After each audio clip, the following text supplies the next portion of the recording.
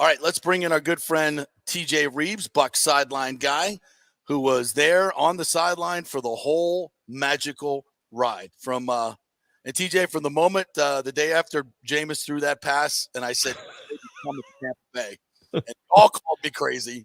I said, Tom Brady's coming to Tampa Bay. To the day in March when I was on the slopes in Colorado when he decided to come to Tampa Bay, to winning his Super Bowl in his own freaking stadium with and you were there with the confetti falling down. I mean, you can't.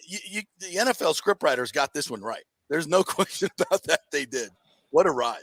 Yeah, no doubt. Good to be with you. And I promised you that when there was news that I would be happy to jump on. I know you're jam-packed. I know you got the Bull coming up here in a few minutes to talk about winning Super Bowls as a quarterback and Brady's legacy. And Sal Powell, shout out to Sal Powell, who we love from ESPN. So everybody's got their different viewpoints. I can just say to you what a wild time it was for so many reasons in 2020.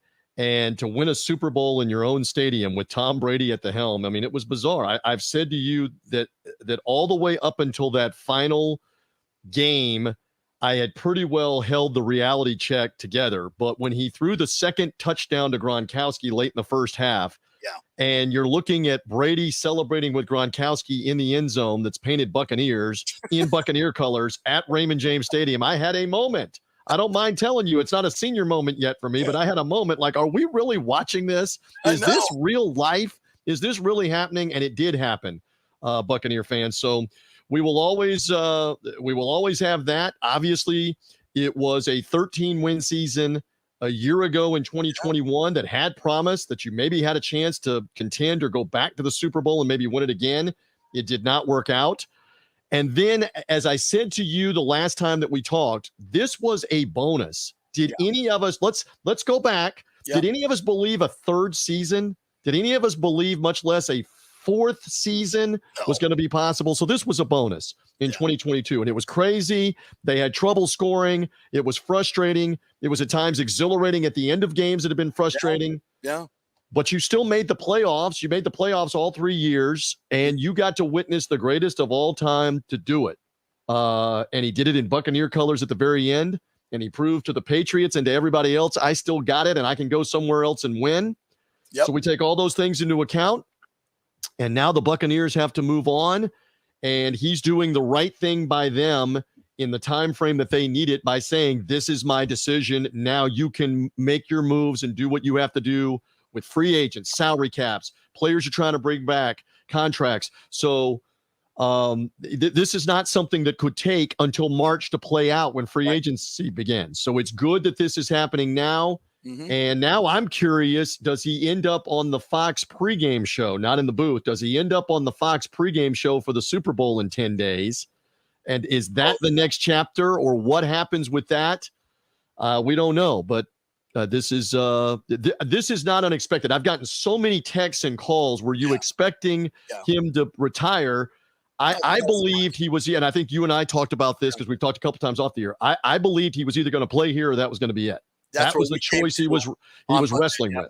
Yeah, on Monday, he was wrestling. Well, either I'm going to come back and play here or that's going to be it. And I think ultimately 45 years of age, what more do you have to prove? Kids, very important to him. You and I have talked about that. We can both relate. Parents can relate to that. That's very important to him. Yeah, he was never going to San Francisco. Yeah, next chapter of his life. Next chapter of his life. And so that's where we are today. All right, while I got you, because I know you got a lot of stuff to do, give me that one moment. I mean, we all have that moment that we interacted with Brady that was special, that we'll never forget. You probably have more of them than most. And it could be some innocuous thing that he did, or you ran into him in the building. Like, it's just weird seeing him around the building from time to time. You can't believe it. Give me that moment for you. Yeah, well, I mean, in that first season, we weren't allowed to be around them. So that was crazy in and of itself. Yeah. Where he didn't know who I was. He basically didn't know who I was the entire time because I didn't have interaction with him on a regular basis, and he didn't do a lot of stuff with local media. So two things. I mean, these are the things you take away forever, and I'm holding this up for the audience on TV. So there I am in a mask with Brady over my shoulder with the confetti falling, broadcasting at Super Bowl 55, and he's on the big screen back there behind me. So there were a couple of other moments too, where right beside me, he and Gronkowski come over to do the "We're going to Disney World" commercial. That was right beside me. God. I'm standing right there, as surreal as it gets, while they're doing "We're going to Disney World." Okay, say it again. Say Disneyland. "We're going to Disneyland." I'm standing right there. And then this was another surreal moment because people kept asking me, what was it like to be around Tom Brady? What was it like to interact with Tom Brady? And I kept saying to them, it's crazy, but I wasn't really around him. The closest I could get to him, because we only had virtual, was after the game, after the podium celebration. There I am. All right. And there he is, smiling at somebody behind me while talking to Westwood One on the national broadcast. So that's about 10 feet away from me. I'm showing a picture for those that can't see it. I'm showing a picture. I'm trying not to get glare of me standing there in the front row with Brady standing behind me smiling. And I kept joking, he's smiling because TJ is getting to do a Super Bowl interview, but he wasn't actually talking to me. He's talking to somebody else. And I kept interacting. That's the closest I got to Tom Brady in 2020. They didn't let us around the locker room or around the players. It was crazy. So the memories of that 2020 season, magical. You can never take that away. It's a Super Bowl win. Watching the man at 44 and 45 years of age still be able to sling it and lead comeback wins at 45 years of age last year. I mean, you talk about cementing the legacy for all time. Those are the things that I will take away. It's been a wild ride. National TV games, standalone Sunday night, Monday night, Thursday night games, crazy game in Germany.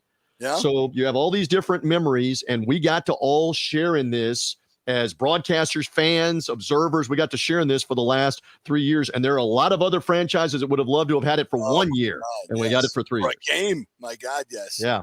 Yeah, it was awesome. Well, TJ, I know you're busy. Thanks so much for your time and your perspective. And as I started with this, we started at 0-26. We were the Buccaneers, but when he chose us, everything changed in 2002. But when he chose us again, that took it to another level. Well, there's no doubt, and the guy that you're about to talk to is the other link to the other Super Bowl. So you have 2 of those. Yes. Consider that right now in this century, in the 2000s, there are 18 franchises that haven't won a Super Bowl in this century. 18 of them that haven't won it, 12 that haven't won it ever, but 18 that haven't won it at all in this century. And the Buccaneers have 2. So that's a good thing. And we'll have much more time to digest all this. What do the Bucs do at quarterback, et cetera? But I know you want to move on about Brady and the retirement and get to the Bull. All right. Be well, boys. Thanks, TJ. Appreciate it. All right. We'll take a quick break here. We're brought to you by the Jeeves Law Group.